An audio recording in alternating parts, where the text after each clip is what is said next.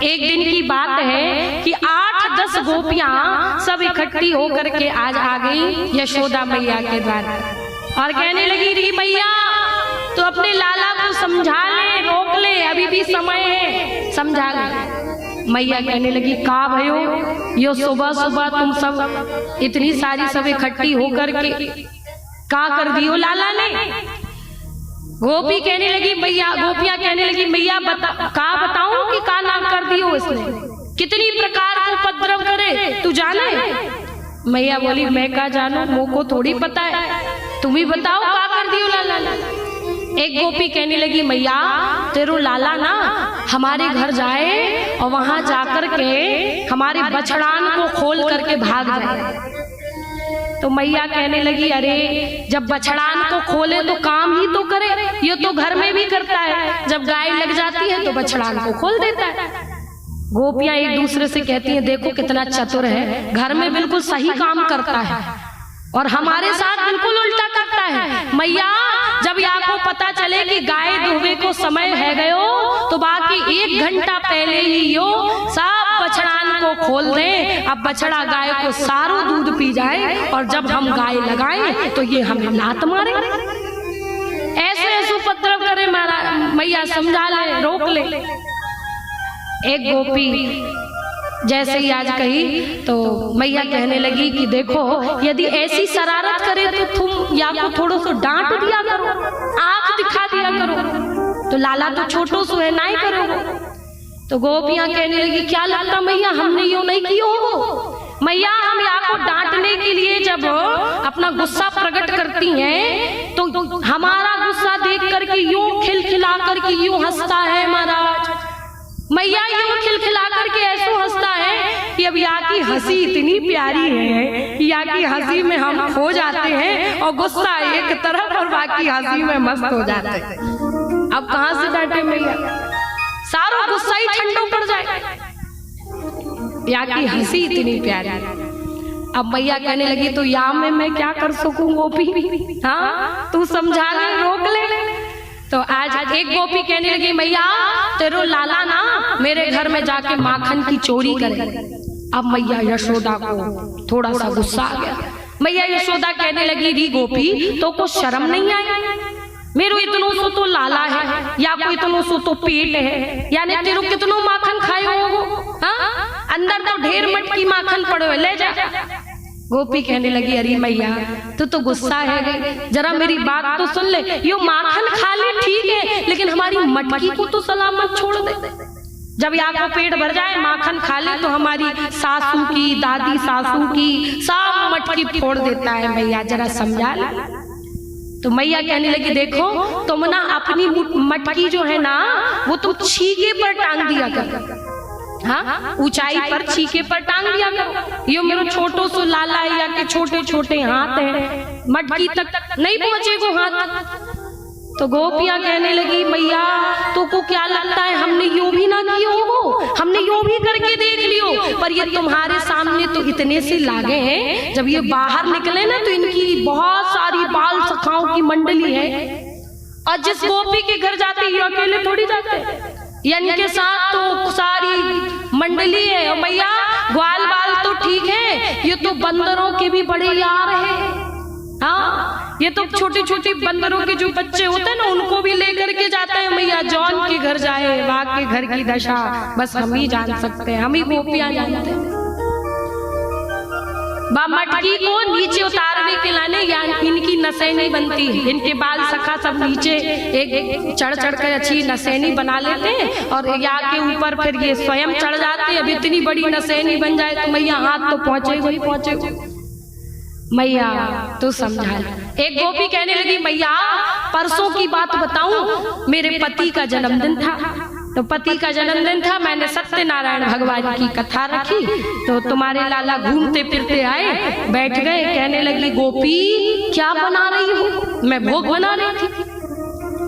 तो मैंने कहा लाला आज सत्यनारायण भगवान की कथा है तो वाकई लिए मैं खूब सारा बढ़िया भोग बना रही हूँ। तो लाला कहने लगे कि गोपी ला हमको भी दे। तो मैंने मना कर दिया कि देख लाला अभी नहीं मिलेगा, अभी पहले सत्यनारायण भगवान की पूजा है जाए, जब ब्राह्मण खा ले उसके बाद तो को देंगे। तो ये कन्हैया पता है क्या कहते हैं मैया, यो कहते हैं कि हमसे भी बड़ो कोई सत्यनारायण भगवान है का? हाँ, ये तुम्हारे लाला कहते हैं हमसे भी बड़ो कोई सत्यनारायण भगवान। मैंने या को डांट दियो कि देख लाला अभी नहीं मिलेगा, अभी तू चुपचाप बैठ। मैं तो अपने कार्य में व्यस्त हो गई मैया, और जब वापस थोड़ी देर बाद आकर के देखो तो देखो जा पटा पर मुझे सत्यनारायण भगवान की फोटो धरने हती, वाई पटा पर या तुम्हारे लाला ने बंदरों के 2 बच्चा ला करके बैठा दिए और काल लो गोपी और कर लो अपने सत्यनारायण भगवान की पूजा। मैया ऐसो ऐसो उपद्रव करे, जरा समझा ले, रोक ले। अब एक दिन एक गोपी कहने लगी मैया मेरी तो पूछो ही मत, मैं क्या बताऊं। आज ध्यान देना, एक गोपी तो कहने लगी कि मैया ये लाला तुम्हारो माखन की ही एक प्रकार से उपद्रव ना मचाए, यो तो ऐसे भी बातों से भी लोगों को डरा दे। यशोदा मैया कहने लगी गोपी तेरे साथ क्या कियो लाला? तो गोपी कहने लगी कि मैया एक दिन की बात है कि मेरी बिटिया जो खटिया पर लेटी थी, मेरी बिटिया खटिया पर लेटी थी, सो रही थी, तो तुम्हारे लाला आए, मेरी बिटिया की चुटिया आज वह खटिया के पटिया से बांध दी। तुम्हारे लाला ने मेरी बिटिया की चुटिया खटिया की पटिया से बांध दी, और अब खटिया की पटिया से बंध गई चोटी। अब क्या किया, और कान में वाके जोर से कह दियो हौवा। हमारे ब्रज में हौवा का मतलब भूत, हाँ हौवा मतलब भूत। और जैसे ही लाला ने हमारी बिटिया के कान में कही हौवा, तो अब्बा बिटिया यो तुरंत उठी और मैया से मुझसे कही माँ हौवा हौवा हौवा हौवा हौवा। अब चुटिया तो बंधी थी, तो वाको लग रहा सही में कोई हौवा ने मेरी चुटिया पकड़ ली। तो मैया भला हुआ मैं घर में ही थी, बाहर निकल करके आई तो देखा कि बिटिया की चुटिया खटिया की पटिया से बांध दी और तुम्हारे लाला ठेंगा दिखा के भाग रहे। मैया कोई हौवा ना तो ये तुम्हारो लाला ही हौवा बन के बैठ के डरायो तुम्हारी छोरी को।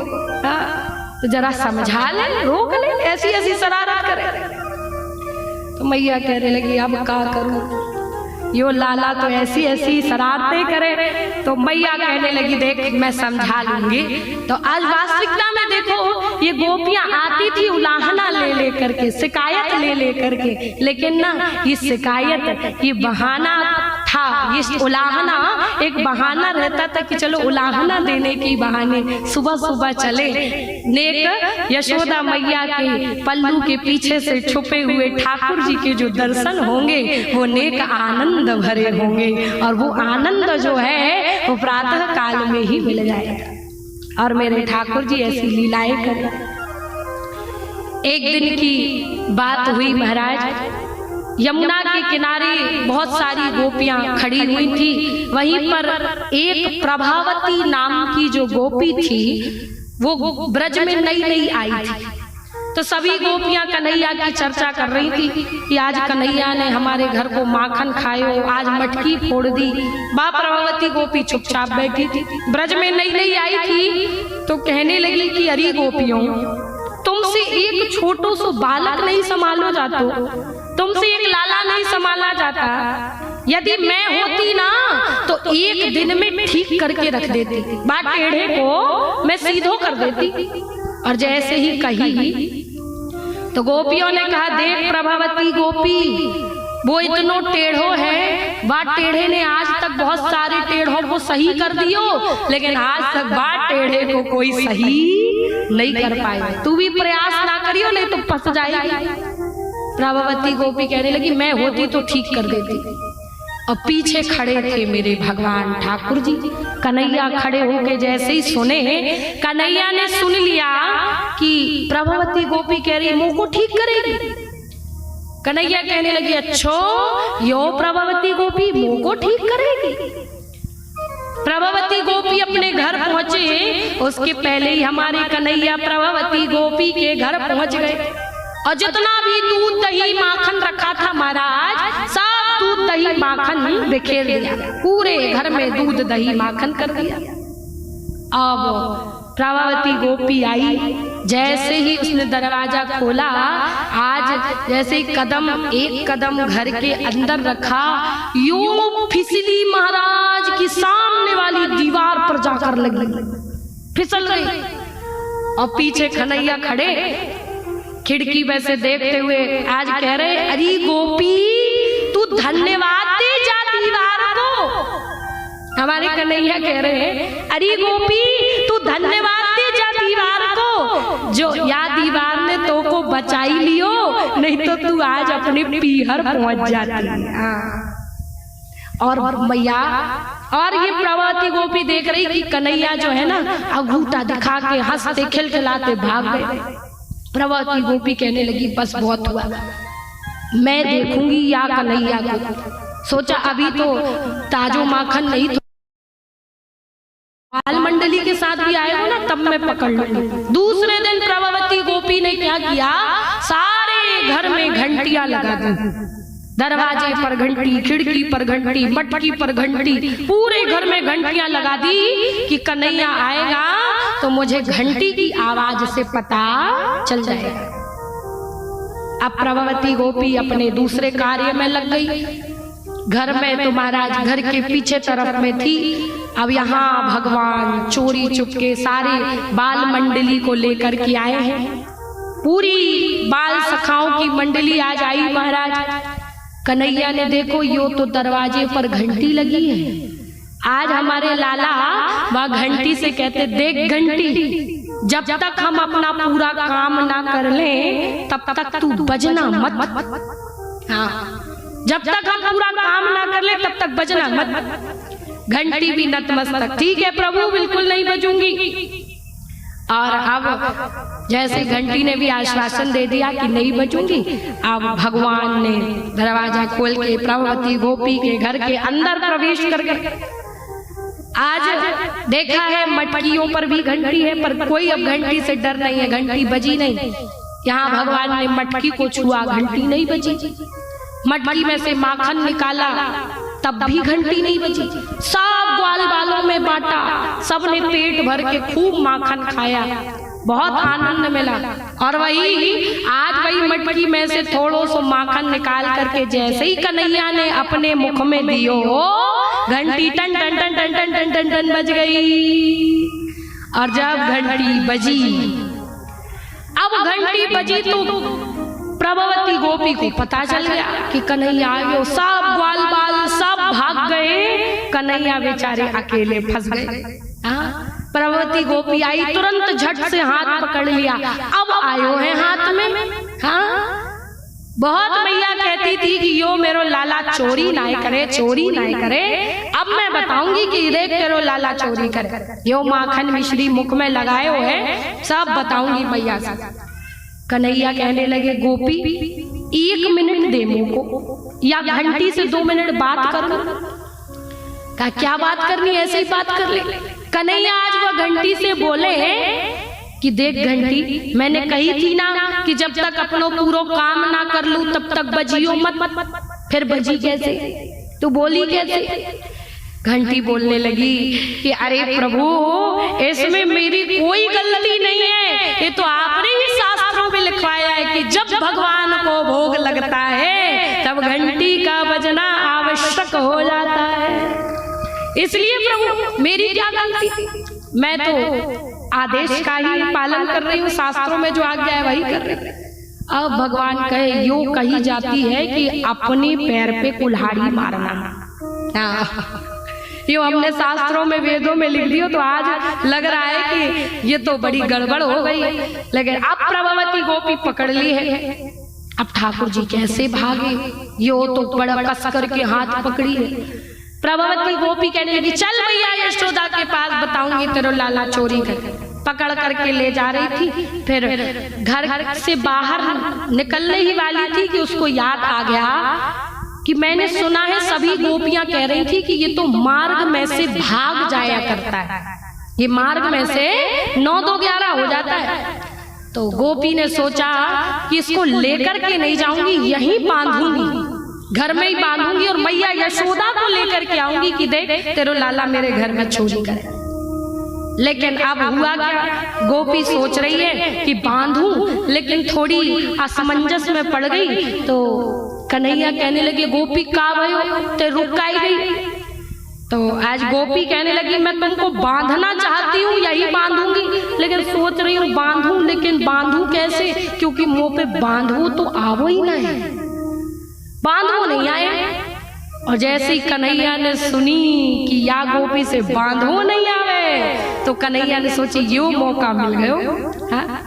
तोतली वाड़ी में आज ठाकुर जी ने उस गोपी को फंसा लिया। कहा देख प्रभावती गोपी तो को बांधना नहीं आता। प्रभावती गोपी कही नहीं कन्हैया मुंह पे बांधो ना आवे। कहा मुझ पे बांधना आता है, सिखाऊं? तो पे बांधो आवे? कहा मुंह पे बांधो आवे। कहा सच्ची में? हाँ बांधो आवे, चल यमुना के किनारे में तो को बांधनो सिखाऊं। और आज बड़े भाव से कन्हैया बाप प्रभावती गोपी को ले आए यहाँ पे यमुना के किनारे, एक वृक्ष के नीचे खड़ो कर दियो। और आज कन्हैया वह रस्सी लिए हैं और गोपी को देख गोपी मैं जैसो जैसो बता रहा हूँ वैसो वैसो कर लो। ठीक है गोपी बता कन्हैया। आ देख गोपी ऐसे करते, ऐसे गोल गोल गोल गोल गोल गोल रस्सी बांधी, और ये जो कोना है ना गोपी, ये कोने से मिला करके ऐसे करके कैसे करके कस करके बांध देते हैं। अब गोपी बंध गई। गोपी कहने लगी कन्हैया मैं सीख गई सीख गई सीख गई, अब मुंह को खोल। अब कन्हैया कहे यो गोपी आई तो समस्या है गई, जैसे तो पे बांधवो ना आवे वैसे ही मुंह पे खोलवो ना आवे। और हमारे कन्हैया वहां से 9 2 11 हाँ भाग गए। गोपी बिचारी वाह यमुना के किनारे वृक्ष के नीचे से, वृक्ष के नीचे वही वृक्ष से बंधी रही, सुबह से शाम तक बंधी रही। जब बाकी गोपियां आई तब वह प्रभावती गोपी को खोला और कहा देख मैंने कही थी ना कि वह टेढ़े से पंगा ना ले, वो बड़ो टेढ़ो है, वो अच्छे अच्छे टेढ़ों को सही कर देता है, पर आज तक वह टेढ़े को कोई सही नहीं कर पाया। इसलिए मेरी बात मान ले, अब समझ ले। देखो प्रभावती गोपी जो है ना, इसके अंदर बड़ा भाव था। सब गोपियां अपनी अपनी बात बताती थी कि मेरे घर कन्हैया आए, माखन चुराया, मटकी फोड़ी, पर आज तक भगवान प्रभावती गोपी के घर नहीं गए थे। प्रभावती गोपी सोचती थी मैं भी कुछ बतलाऊं, मैं भी कुछ कहूं कन्हैया के बारे में, पर क्या बताती, क्योंकि मेरे पास तो कुछ था ही नहीं बताना। पर अब प्रभावती गोपी के पास भी बताने के लिए हो गया कि हाँ मेरे घर भी कन्हैया आए थे, उसने मेरा भी माखन खाया और मेरे साथ भी वो लीला हुआ। बड़ा अद्भुत आनंद गोपियों को मिला। इतना प्रेम है गोपियों के अंदर कि जितना भी बखान किया जाए महाराज उतना ही कम है।